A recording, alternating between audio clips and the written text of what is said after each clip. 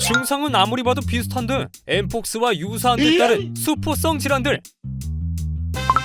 안녕하세요. 국내 최대 생동싸움 장시험 모집 플랫폼 매드25입니다. 국내 엠폭스 확진자 수가 점차 늘면서 100명이 육박했습니다. 지역사회에 유행하기 시작한 엠폭스 확산세가 심상치 않은데요.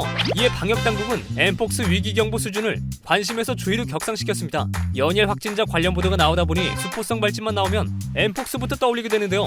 하지만 증상이 유사한 수포성 질환이 여럿 있어 실제로는 구분하기가 쉽지 않습니다. 그래서 오늘은 매드25가 엠폭스와 비슷한 데 따른 수포성 질환들에 대해 소개해드리도록 하겠습니다. 엠폭스란 바이러스에 의한 인수공통 감염병으로 1958년 아프리카 원숭이에서 처음 발견되었습니다. 천연두와 유사하나 그 전염성과 중증은 낮은 바이러스성 질환인 엠폭스는 국내 첫 감염 사례가 나올 당시만 해도 원숭이 두창으로 불렸었는데요. 하지만 세계보건기구가 원숭이 두창에 걸린 사람들이 질병명으로 인해 낙인이나 차별을 당할 수 있다는 이유로 엠폭스로 이름을 변경했습니다. 엠폭스는 주로 피부 접촉이나 성 접촉 같은 밀접 접촉을 통해 전파되는 감염병입니다. 보통 5일에서 21일간의 잠복기가 지나면 증상이 발현되는데 처음에 발열, 오한, 호흡기 증상 때문에 감기로 오인하기 쉬운데요. 림프절 부종, 피로, 근육통 및 요통, 두통 등을 시작으로 보통 1에서 4일 뒤에 붉은색 반점이 얼굴이나 입, 손, 발, 가슴, 항문, 생식기 근처에 올라오기 시작합니다. 엠폭스는 걸리더라도 대부분 가볍게 증상을 앓고 보름에서 한 달 정도 지나면 완치되는 것으로 알려져 있습니다.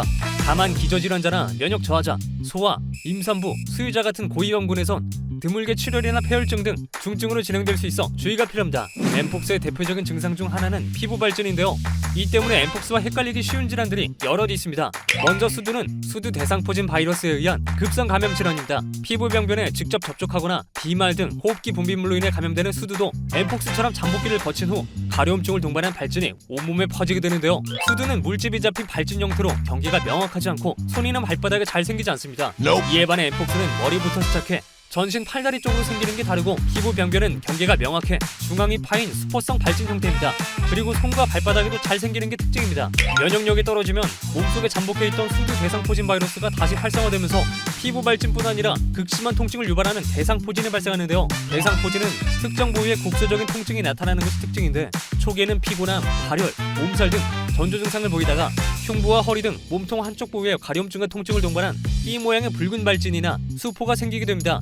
농가지는 전염성이 매우 높은 박테리아 감염성 피부 질환으로 6세 미만의 어린이에게 주로 발생합니다. 무더운 여름철에 걸리기 쉬운 농가지는 전신에 분포하는 모양이 엠폭스와 흡사한데요.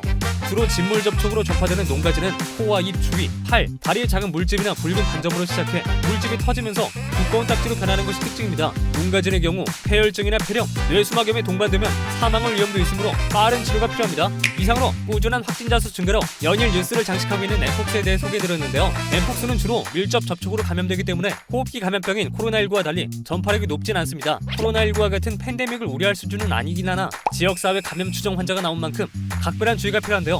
만약 엠폭스 감염자와 접촉했거나 의심 증상이 나타난다면 즉시 질병관리청이나 관할 보건소에 신고하고 방역당국의 안내를 따르시길 바랍니다. 지금까지 생동성 시험 참여고 사례비도 받아가는 플랫폼 매드25였습니다. 구독과 좋아요, 알림 설정 잊지 마시고 다음에도 더 유익한 정보로 찾아오겠습니다. 감사합니다.